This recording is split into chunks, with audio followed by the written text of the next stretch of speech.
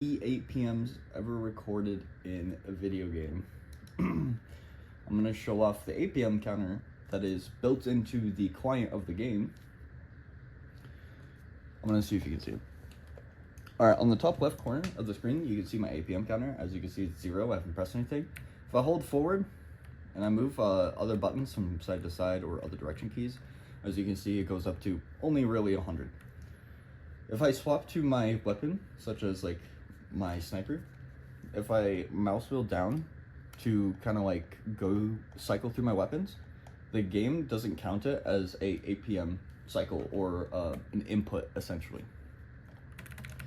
But that is just to show you that these mechanics are legitimate and are required to press this many buttons in order to perform them.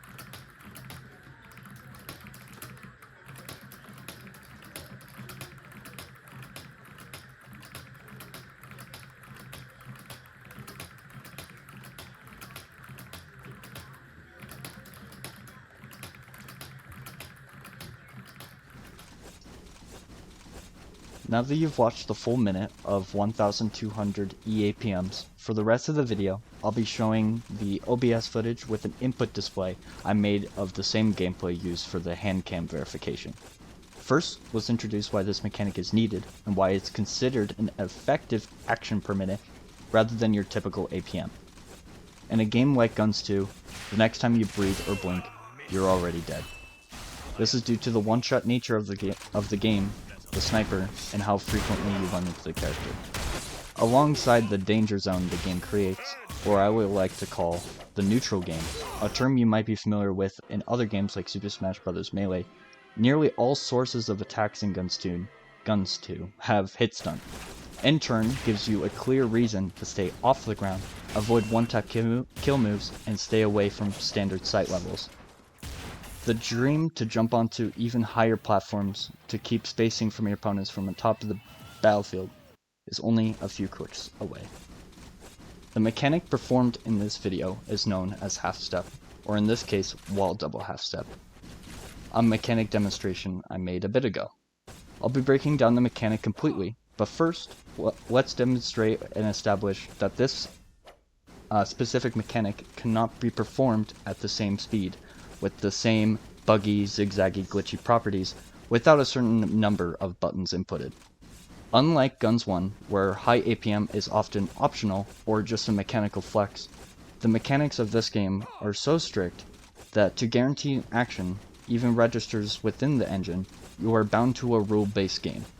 If not properly holding your guard buffer before swapping weapons, hitting the exact rhythm of your dash, locking down the precise jump to dash cancel timings, or maintaining the perfect angles to attach back to the wall, or in some cases holding the wall run and canceling it, if you miss the half-step strict timing loop of executing a left click and instantly weapon swapping, starting from sword every single time, you instantly become a sitting duck.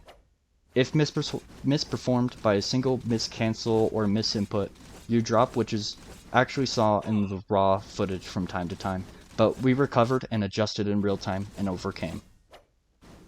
Missing a single wall can mean the difference between maintaining flight or crashing into the floor and becoming a target, which goes along with GunZ 2's GunZ dictating a strict neutral game centered spatial control and wall positioning. With the math and execution gained through practice, if you drop that 1000 to 1200 threshold of APMs, which I will explain later, you simply lose the velocity required to override the game's gravity. It is as simple as this. If you perform the mechanic, you display the series of correct cancels, and you hit the mandatory 1000 minimum of APMs. Because every single of those inputs is structurally required to hold that sequence, they are, by definition, effective actions per minute. So you messed up half step. Let's get up off your ass and learn some tech. Well, step 1 for advanced half step chaining would be learning the quintessential and core of GunZ2's framework, the guard buffer weapon swap cancel. Whilst holding any weapon but sword, holding guard or block, then inputting a weapon swap to melee, dropping guard within a 2 to 3 second window timer, you're allowed your character to have an instant action ability frame 1, opposed to relying to the traditional weapon swap timers of your sword.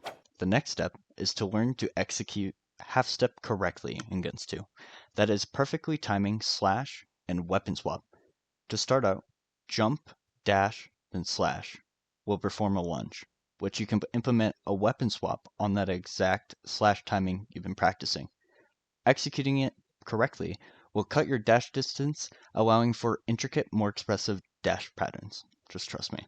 Key fundamental goal and point, and why half step is beneficial, other than nearly impossible to hit opponents due to the jagged quick motion, is the brief moment that the game gives you a properly performed half step midair. This property is actually considered a state manipulation. You're giving your character a grounded state, allowing you to do pretty much anything, and in the literal sense, anything. Jump, taunt, dash again, ability, reload shot with the extra airtime that it gives you, half step jump then shoot, and yes, you can even double and triple shot, or even dash again. To replicate the wall double half step sequence from the milestone clip, step by step, the loop is jump, wall jump away, half step, dash again, then buffer your guard to switch back to your sword mid-dash, and then repeat. Putting these pieces together creates a fluid, fully actionable dance rhythm, combined with the countless other untold mechanics in this engine. It's exactly what makes this the best shooter and easily one of the hardest video games ever created. Thank you for watching. Next video soon.